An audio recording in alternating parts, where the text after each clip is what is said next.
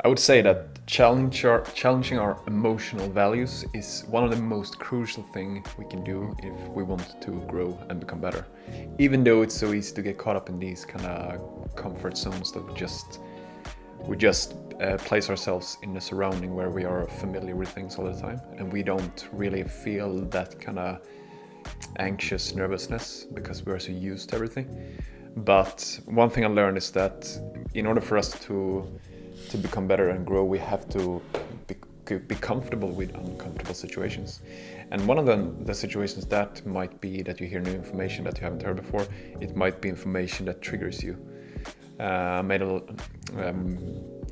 think it was the last video I made about, or maybe a couple ago, I talked about that I kind of started to think a little different way now about simmer intention, and that I think it's a concept. I think we created it. Some people created it because it has worked for them, or it's an idea they have that spirituality should be like that you preserve your energy all the time and you don't do anything. But I put myself in a situation where I listen to new information because that's kind of who I am. I'm not just gonna accept everything, because that's not growth. That's just we become stagnant, and we form a closed mind as well. And my point with that channel or this community that I want to build is I don't want it to become an echo chamber, because I'm not just going to talk about one specific thing all the time. I'm not just going to make videos about either diet or simmer intention, about this is how it is and that's it. That's not going to happen. It's the content here. I can tell you right now that if you're a subscriber and you listen to this, the content is going to change as I'm changing, because it's a journey. That's why I chose the name The Path of the Divine, because it's a divine journey, and it's about becoming the best version. It's become more in tune with what we are here, what we are supposed to do here. I mean, if I take now, for example, if I just go back maybe 2 months, I've changed my thoughts, my belief system, my take on a lot of subjects already. And if I go back to when I started the channel, it has happened a lot. So, and that's when I keep going. So the information I'm providing for you now is where I'm currently at now, what my take on different things are now. My point with this is not to you to just believe what I say, which I don't think you do. Listen to it with an open mind and your own thought process to it, and consider the information, but don't take it as the truth or something like that, because you have to experience it as well. You have to apply it in your life and experience it. But I got some interesting comments on the last video there, and sometimes I can clearly see that, and I know this is the case, that most people don't watch the whole video, and then they comment stuff and they assume things from what they heard from the tiny little bit of the information, and it kind of sends the very wrong message. So where I talked about simmer intention as a concept,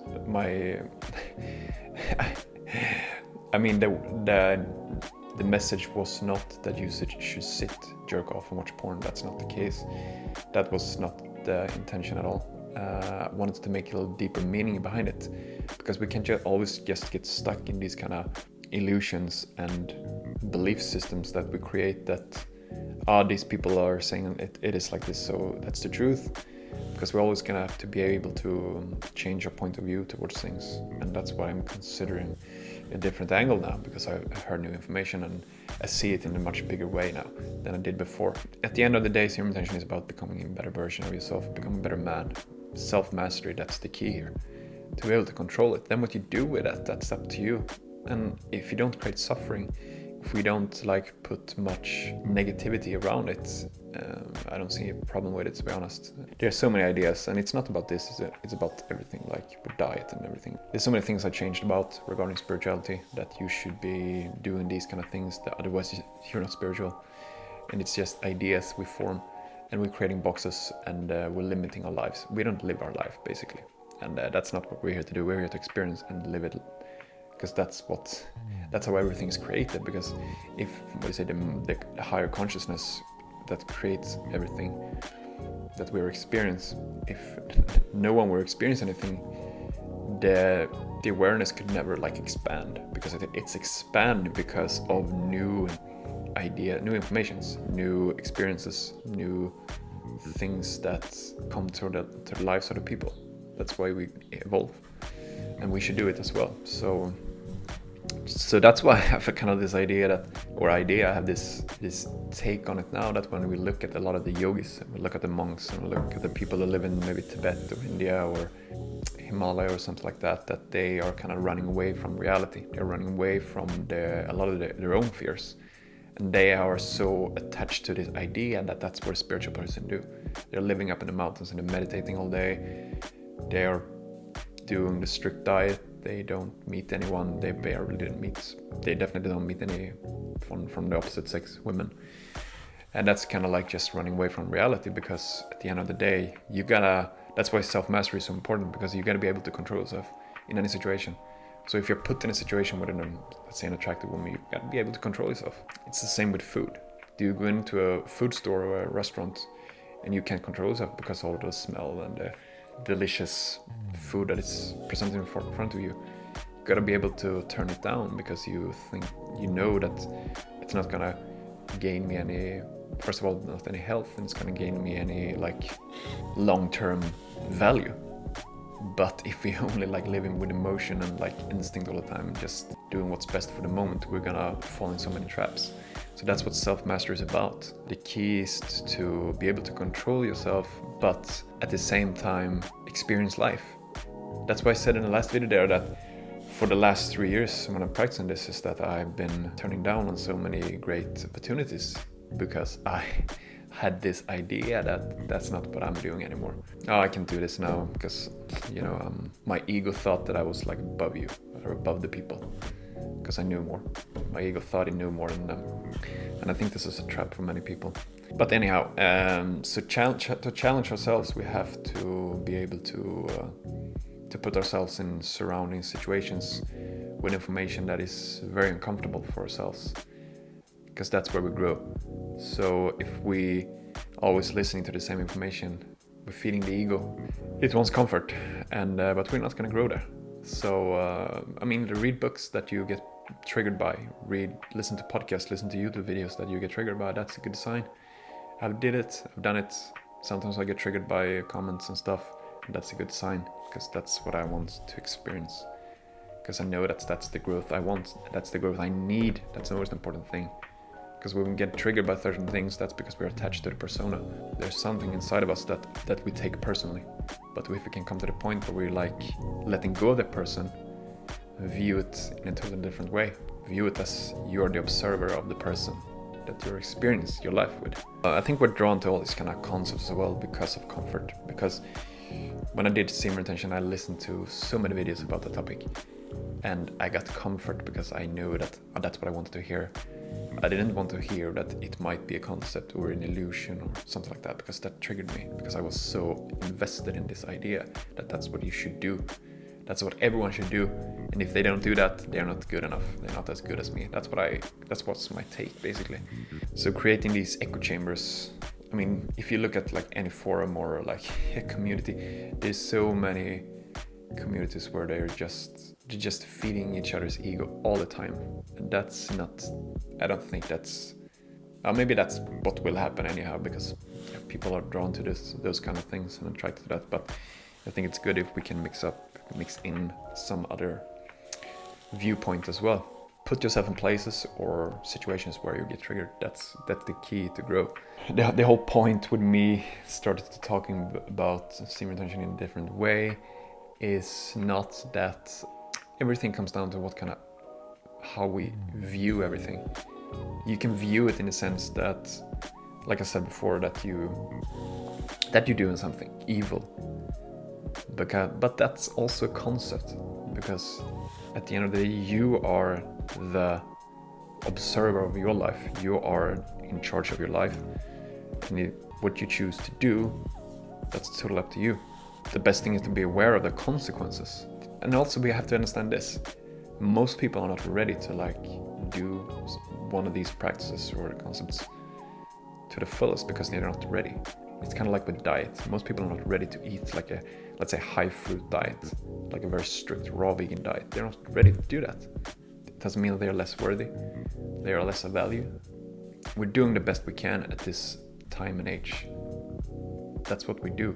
To never release your seed for everyone, I don't think that's possible. That's the same with the diet and everything. So we have to understand it's a journey, and every time we are here and experiencing a new life is an opportunity to evolve, and we take bits by bits to the next stage, and the next time we do it again.